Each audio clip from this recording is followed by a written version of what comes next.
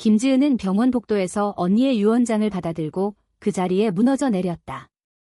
언니 김민지가 세상을 떠난 지 겨우 사흘 만에 가족 모두가 모인 자리에서 변호사가 읽어내려간 내용은 지은의 인생을 뒤집어 놓았다. 민지가 모든 재산을 지은에게 물려주겠다는 유언은 10년 전 민지가 지은의 성정체성을 알게 된 후 가족을 끊고 등을 돌렸던 그 배신을 완전히 뒤집는 충격이었다. 지은은 눈물을 흘리며 그날을 떠올렸다. 18살 때 고등학교 졸업을 앞두고 부모님께 커밍아웃을 했던 그날. 엄마, 아빠, 저 여자를 좋아해요. 그 말 한마디로 집안은 지옥이 되었다. 아버지는 분노로 소리를 지르고 어머니는 울며 기도를 올렸다. 하지만 가장 아팠던 건 언니 민지의 반응이었다. 항상 지은의 편이었던 민지가 너 미쳤어? 그런 걸로 가족을 망치려고 라고 소리치며 방문을 쾅 닫고 나간 후 다시는 지은을 보지 않았던 그 순간. 그 후로 지은의 삶은 고립되었다. 부모님은 지은을 정신과에 데려가려 했고 결국 지은은 집을 나와 서울로 올라왔다. 대학에 들어가 디자인을 전공하면서 스스로를 지키는 법을 배웠다. 하지만 그 상처는 지워지지 않았다. 민지는 결혼에 성공한 변호사가 되었고 지은은 그 소식을 SNS로만 접했다. 왜 언니가 이제 와서 이런 유언을 남겼을까? 지은은 변호사의 서류를 움켜쥐고 병원을 나섰다. 서울의 추운 겨울 바람이 얼굴을 스쳤다. 지은의 일상은 여전히 바빴다. 28살이 된 지금 그녀는 작은 디자인 스튜디오에서 일하며 여자친구인 박수연과 함께 살고 있었다. 수연은 26살, 밝고 활기찬 성격으로 지은의 상처를 치유해 주었다. 그들은 3년째 동거 중이었지만 여전히 가족에게 숨기고 있었다. 한국 사회에서 레즈비언 커플은 여전히 비정상으로 여겨졌다. 지은은 수연에게 언니의 유언 소식을 전했다. 언니가 나한테 다 물려주셨대. 수연은 놀라서 눈을 동그랗게 뜨고 물었다. 왜? 10년 만에 지은은 고개를 저었다. 모르겠어. 하지만 이게 끝이 아닐 것 같아. 유언장에는 조건이 붙어 있었다. 민지의 재산 서울 시내 아파트 한 채, 주식과 예금 총 5억 원을 받기 위해 지은은 민지의 남편과 아이를 만나 이야기를 들어야 했다. 지은은 망설였다. 민지의 가족을 만난다는 건 과거의 상처를 다시 파헤치는 일이었다. 하지만 돈이 필요했다. 스튜디오가 어려워져서 수연과 함께 독립적인 삶을 꾸리기 위해 결국 지은은 민지의 남편 이준호를 만나기로 했다. 카페에서 만난 준호는 피곤한 얼굴로 앉아 있었다. 민지가 당신을 많이 생각했어요. 마지막까지 지은은 믿기지 않았다. 언니가요? 왜 저를? 준호는 한숨을 쉬며 말했다. 민지는 후회했어요. 당신을 버린 걸? 대화는 점점 깊어졌다. 준호는 민지가 결혼 후에도 지은의 소식을 몰래 챙겼다고 했다. 지은의 대학 졸업식 사진, 첫 직장 입사 소식. 민지는 지은의 성정체성을 받아들이지 못해 등을 돌렸지만 시간이 지나면서 자신의 편협함을 깨달았다고. 하지만 가족의 압력과 사회의 시선 때문에 돌아오지 못했다. 지은은 분노가 치밀었다. 그럼 왜 말하지 않았어요? 10년 동안 준호는 고개를 숙였다. 민지는 당신이 행복한 걸 보고 싶었어요. 하지만 암 진단 후 모든 걸 바로잡고 싶어 했죠. 지은은 눈물을 참으며 물었다. 아이들은요? 언니의 아이들이 이 유산을 잃는 건 준호는 쓴웃음을 지었다. 민지가 결정한 거예요. 당신이 가족의 일부라고. 집으로 돌아온 지은은 수연에게 모든 걸 털어놓았다. 수연은 지은을 안아주며 말했다. 받아들여. 언니의 마음이잖아. 하지만 지은의 마음은 복잡했다. 이 유산은 단순한 돈이 아니었다. 민지의 배신과 후회, 그리고 지은 자신의 상처를 상기시키는 증거였다. 그날 밤, 지은은 잠을 이루지 못했다. 과거의 기억이 스멀스멀 올라왔다. 고등학교 때 처음 만난 여자친구, 은지. 그 관계가 발각되어 학교에서 왕따가 된 일, 부모님의 강제 상담. 언니의 냉정한 눈빛. 모든 게 지은을 무너뜨렸다. 하지만 수연을 만나면서 다시 일어섰다. 이제 이 유산이 또 다른 시련을 가져올까? 다음 날, 지은은 민지의 아이들을 만나러 갔다. 8살 딸과 5살 아들. 아이들은 지은을 이모라고 불렀다. 민지가 생전에 지은의 사진을 보여주며 이야기했다고 했다. 지은은 아이들을 보며 가슴이 아팠다. 이 아이들이 유산을 잃는 건 불공평했다. 하지만 민지의 유언은 명확했다. 지은은 준호와 함께 민지의 묘지를 찾았다. 묘비 앞에서 지은은 속으로 물었다. 언니, 왜 이제야? 바람이 불어왔다. 답은 없었다. 하지만 지은은 느꼈다. 이 유산은 화해의 시작일지도 모른다. 지은의 결정은 빨랐다. 유산을 받되 일부를 아이들에게 돌려주기로. 준호는 감사하며 말했다. 민지가 기뻐할 거예요. 하지만 사회의 시선은 달랐다. 지은의 커밍아웃 소식이 다시 퍼지기 시작했다. 옛 친구들로부터 메시지가 왔다. 너 아직도 그래? 지은은 무시했다. 수연과 함께라면 견딜 수 있었다. 하지만 가족의 압력이 다시 시작되었다. 부모님이 연락했다. 유산 때문에 언니를 배신하냐? 지은은 대답했다. 언니가 선택한 거예요. 갈등은 깊어졌다. 부모님의 전화는 매일 왔다. 지은아, 그 돈 받지 마. 민지가 미쳤어. 아버지의 목소리는 여전했다. 10년 전과 똑같이. 지은은 수화기를 쥐고 한숨을 쉬었다. 아빠, 언니 유언이에요. 존중해야죠. 하지만 부모님은 지은의 성정체성을 여전히 인정하지 않았다. 너 때문에 민지가 그렇게 된 거야? 내 잘못으로 가족이 망했어. 그 말에 지은은 가슴이 찢어지는 듯했다. 수연이 곁에서 손을 잡아주었다. 참아. 우리가 함께니까. 지은은 스튜디오에서 일에 집중하려 했지만 마음이 산란했다. 동료들은 지은의 변화를 눈치챘다. 요즘 왜 그래? 무슨 일 있어? 지은은 웃으며 넘겼다. 하지만 속으로는 갈등이 소용돌이쳤다. 유산을 받는 건 언니의 배신을 용서하는 걸까? 아니면 단순한 생존의 선택? 지은은 수연과 상의했다. 나, 이 돈으로 우리 스튜디오 열까? 수연은 눈을 빛내며 말했다. 좋아. 독립하자. 하지만 그 뒤에는 사회의 벽이 있었다. 레즈비언 커플이 사업을 한다면 고객들의 시선이 따가울 터였다. 준호가 다시 연락 왔다. 민지의 일기장을 찾았어요. 당신에게 주고 싶어요. 지은은 망설이다가 받아들였다. 일기장은 민지의 내면을 드러냈다. 지은이를 버린 날, 나 자신을 잃었다. 왜 난 그렇게 약했지? 사회가, 가족이 강요한 정상성 때문에 민지는 결혼 후에도 후회했다고 썼다. 준호는 좋은 사람이지만 내 마음은 항상 지은이 곁에 있었다. 내가 언니로서 지켜주지 못한 걸 지은은 일기를 읽으며 울었다. 언니의 고통을 처음 알았다. 민지도 피해자였다. 사회의 정형화된 틀 속에서. 하지만 일기에는 더 충격적인 내용이 있었다. 민지가 지은의 여자친구 은지를 기억하고 있었다. 지은이가 은지와 헤어진 건 나 때문이야. 내가 부모님께 말해서 지은은 충격에 휩싸였다. 10년 전 은지와의 이별은 자연스러운 게 아니었다. 민지의 배신이었다. 지은은 수연에게 말했다. 언니가 은지와 나를 갈라놓았어. 수연은 안타까워하며 안아주었다. 과거야. 이제 우리가 있잖아. 하지만 지은의 분노는 사그라지지 않았다. 왜 언니는 그런 짓을? 지은은 부모님을 만나기로 했다. 집으로 돌아간 건 10년 만이었다. 문을 열자 어머니가 울며 안겼다. 지은아, 하지만 아버지는 차가웠다. 유산 때문에 왔냐? 지은은 일기장을 내밀었다. 언니의 마음이에요. 읽어보세요. 부모님은 읽으면서 침묵했다. 어머니가 먼저 말했다.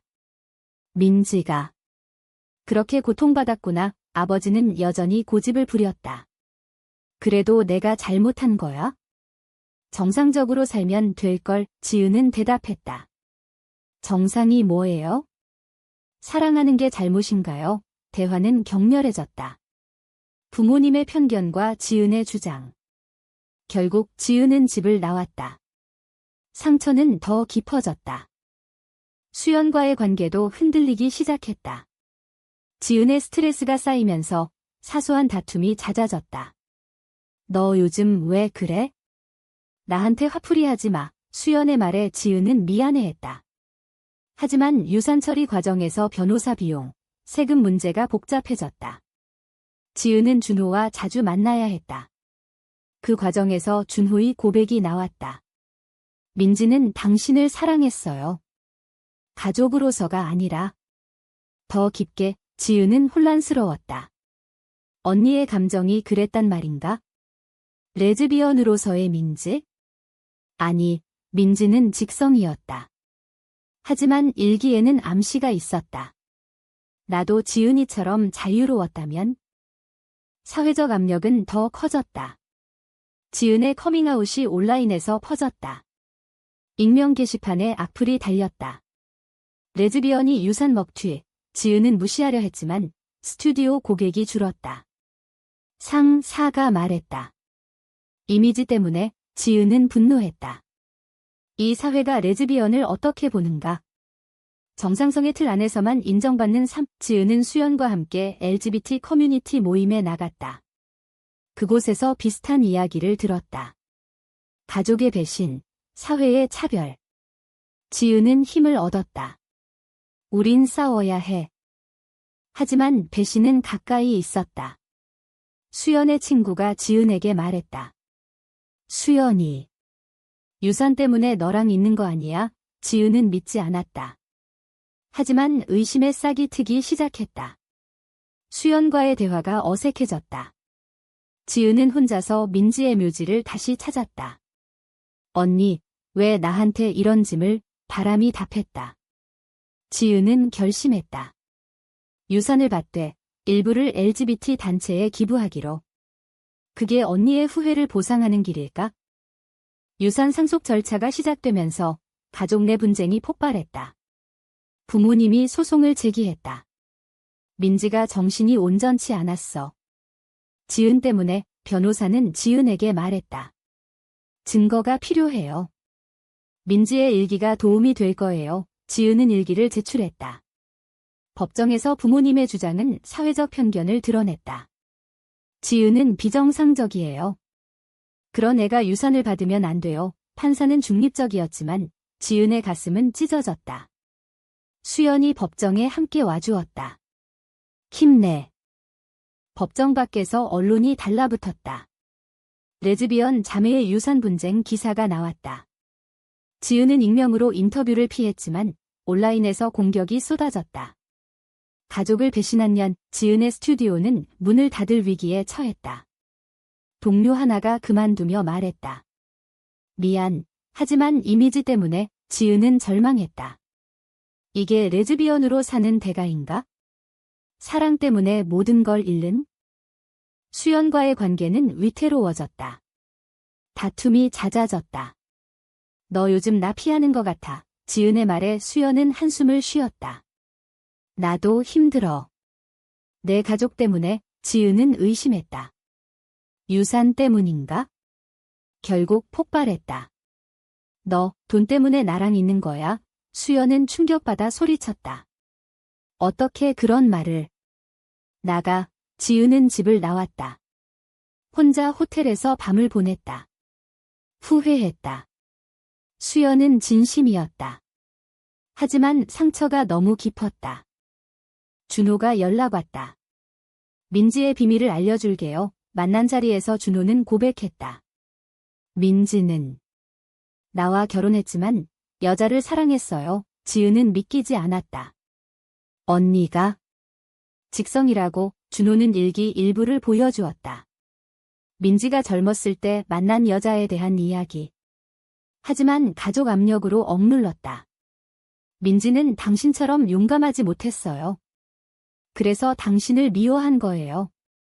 자신을 상기시키니까. 지은은 깨달았다. 언니의 배신은 자기 혐오였다. 지은은 수연에게 사과하러 갔다. 미안해. 믿지 못해서 수연은 울며 안겼다. 우리 함께 이겨내자. 하지만 부모님의 소송은 계속되었다. 지은은 LGBT 변호사를 고용했다. 재판에서 지은은 증언했다. 전 사랑하는 사람과 살고 있어요.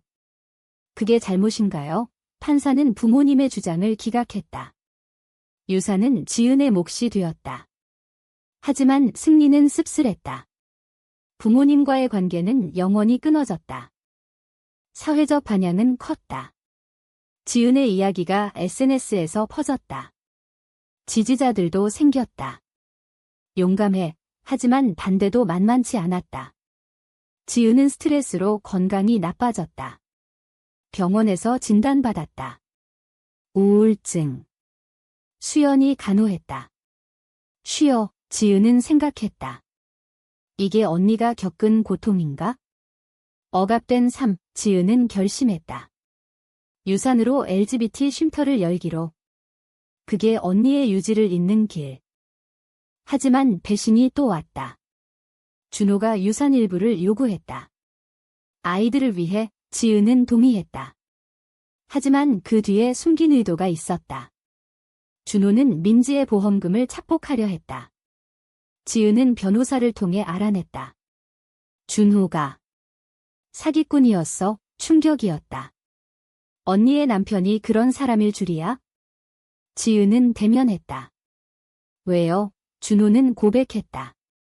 민지가 죽기 전 당신에게 주라고 했지만 나도 살아야 해. 지은은 분노했다. 하지만 아이들을 생각해 타협했다. 수연과 지은은 관계를 재정비했다. 우리 결혼하자. 법적으로 안 되더라도 그들은 친구들 앞에서 서약식을 했다. 행복한 순간이었지만 사회의 시선은 여전했다. 지은의 어머니가 몰래 연락 왔다. 미안해. 작은 화해의 시작. 하지만 아버지는 여전했다. 지은은 받아들였다. 모든 게 변하지는 않는다. 유산을 받은 지은은 쉼터를 열었다. 민지 쉼터 LGBT 청소년을 위한 공간. 개소식에서 지은은 연설했다. 제 언니처럼 후회하지 마세요. 자유롭게 사랑하세요. 참석자들은 박수를 쳤다. 수연이 곁에서 자랑스러워했다. 하지만 운영은 쉽지 않았다. 정부 지원이 적고 반대 시위가 있었다. 비도덕적 피켓을 든 사람들이 쉼터 앞을 막았다. 지은은 대응했다. 사랑이 도덕인가요? 쉼터에서 만난 아이들 이야기가 지은을 흔들었다. 17살 소녀, 가정폭력으로 쫓겨난. 부모님이 저보고 괴물이라고 지은은 안아주며 말했다. 너는 괴물이 아니야? 사랑하는 거야. 그 아이는 민지의 이야기를 듣고 울었다. 지은은 느꼈다. 이게 언니의 유산이다. 후회에서 비롯된 희망. 하지만 과거의 그림자가 돌아왔다. 은지가 나타났다. 10년 만에. 지은아, 소식 들었어. 은지는 결혼에 아이가 있었다. 민지 때문에 헤어졌던 거 이제 알아? 지은은 고개를 끄덕였다. 언니의 잘못이었어. 은지는 쓴웃음을 지었다. 나도 후회해. 하지만 이제 늦었어. 그 만남은 지은에게 상처를 주었다. 잃어버린 사랑. 수연은 질투하지 않고 지지했다. 과거야. 부모님과의 화해는 느리게 진행되었다. 어머니가 쉼터를 방문했다. 민지가 자랑스러워할 거야. 지은은 울었다. 엄마, 왜 이제야? 어머니는 고백했다. 나도 무서웠어. 사회가, 아버지는 여전히 멀었지만 작은 변화였다. 지은은 가족의 압력을 이겨냈다. 사회적 논란이 커졌다. TV 토크쇼에 출연 제의가 왔다. 지은은 수락했다. 레즈비언으로 사는 게 쉽지 않아요. 하지만 사랑이에요. 패널들의 질문은 날카로웠다. 가족을 파괴하지 않나요? 지은은 대답했다. 편견이 가족을 파괴해요. 방송 후 지지 메일이 쏟아졌다. 하지만 악플도. 지은은 강해졌다. 준호의 사기 사건은 마무리되었다. 지은은 고소하지 않았다. 아이들을 위해. 준호는 사과하며 떠났다. 민지 미안해. 지은은 용서했다. 용서가 자유였다. 수연과 지은은 여행을 갔다. 제주도에서. 우리 영원히 함께 바다를 보며 약속했다. 하지만 새로운 갈등이 생겼다. 쉼터 후원자가 조건을 붙였다. 공개적으로 레즈비언 홍보하지 마세요. 지은은 거부했다. 그럼 필요 없어요. 후원이 끊겼다. 경제적 어려움. 수연이 말했다. 포기하지 마. 지은은 버텼다. 커뮤니티의 도움으로. 쉼터는 안정되었다. 지은의 노력으로. 언론에서 긍정적 기사가 나왔다. LGBT 쉼터의 희망. 지은은 인터뷰에서 말했다. 제 언니의 유산이에요. 부모님도 변했다. 아버지가 처음으로 연락 왔다. 미안하다. 지은은 용서했다. 가족의 화해. 수연과 지은은 삶을 즐겼다. 결혼식 같은 파티를 열었다. 친구들 축하 속에. 하지만 사회는 여전히 변화가 느렸다. 법적 동성 결혼은 멀었다. 지은은 운동에 참여했다. 평등을 위해. 민지의 묘지에서 지은은 말했다. 언니, 고마워. 바람이 불었다. 평화. 지은의 삶은 이제 안정되었다. 상처에서 성장한. 하지만 모든 선택에는 대가가 있다. 지은은 생각했다. 배신을 용서하는 게 옳았을까? 후회 없는 삶을 사는 게. 이 선택은 옳았는가, 그른가?